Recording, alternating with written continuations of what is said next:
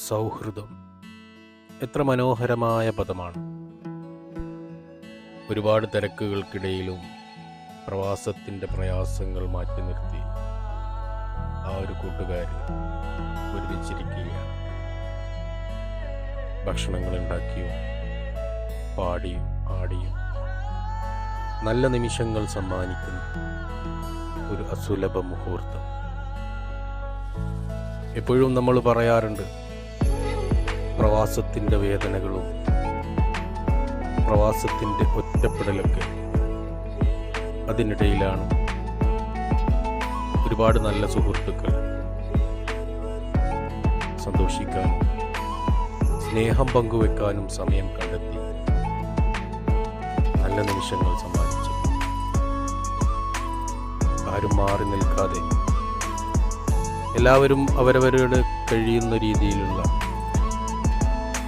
നല്ല സന്തോഷ നിമിഷങ്ങൾ സമ്മാനിച്ച ഒരു നല്ല മുഹൂർത്തം. ജീവിതം എന്ന് പറയുന്ന ഒരു ചെറിയ കാലയളവിനുണ്ട്. എത്രമേൽ നമുക്ക് സന്തോഷിക്കാൻ കഴിയുമോ അത്രമേൽ നല്ല സ്നേഹവും സന്തോഷവും മറ്റുള്ളവർക്ക് പകർന്നുകൊണ്ട് ഒരു നല്ല മെസ്സേജ്. അതായിരുന്നു ഈ ഒരു സൗഹൃദത്തിൻ്റെ പ്രത്യേകത. ചിലരുടെ മുഖത്ത് കണ്ടാൽ തന്നെ നമുക്ക് മനസ്സിലാവും എത്രമേൽ സന്തോഷിച്ച നിമിഷങ്ങളായിരുന്നു അവർക്ക് കടന്നു പോയത്.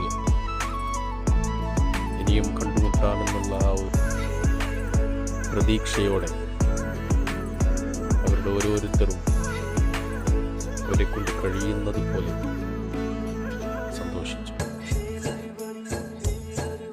നല്ല ഭക്ഷണങ്ങൾ ഉണ്ടാക്കി അത് പാകം ചെയ്യുന്ന കാര്യത്തിൽ ഓരോരുത്തരും അവരവർക്ക് കഴിയുന്നത് പോലെ അതിനോടൊപ്പം ലയിച്ചു ചേരുകയായിരുന്നു. പാട്ട് പാടുന്നവരും പാട്ടിന് താളം പിടിക്കുന്നവരും ഒന്നിനും മോശമായിരുന്നില്ല. മൊയ്തൂക്കയുടെ നേതൃത്വത്തിലായിരുന്നു ഭക്ഷണമുണ്ടാക്കിയത്. കട്ടക്ക് നിൽക്കാൻ അനീഫുക്കയും അതുപോലെ തന്നെ അസീസുക്കയും മറ്റൊക്കെ ഉണ്ടായിരുന്നു. പാട്ടുപാടുന്നത് ഞങ്ങളുടെ പ്രിയപ്പെട്ട റഫീഖായിരുന്നു.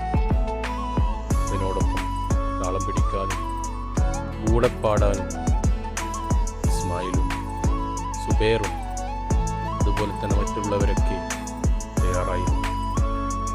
ഇനിയും കണ്ടുമുട്ടാമെന്ന ആ ഒരു പ്രതീക്ഷയോടെ, ഇനിയും കൂട്ടുചേരാമെന്ന പ്രതീക്ഷയോടെ അവർ സന്തോഷിച്ച് ആർമാദിച്ച് തിരിയുക. ജോലികൾ തിരക്കിനിടയിൽ ഇനിയും ഇതുപോലെയുള്ള നിമിഷങ്ങൾ സമ്മാനിക്കാൻ ആഗ്രഹിച്ചുകൊണ്ട് തന്നെ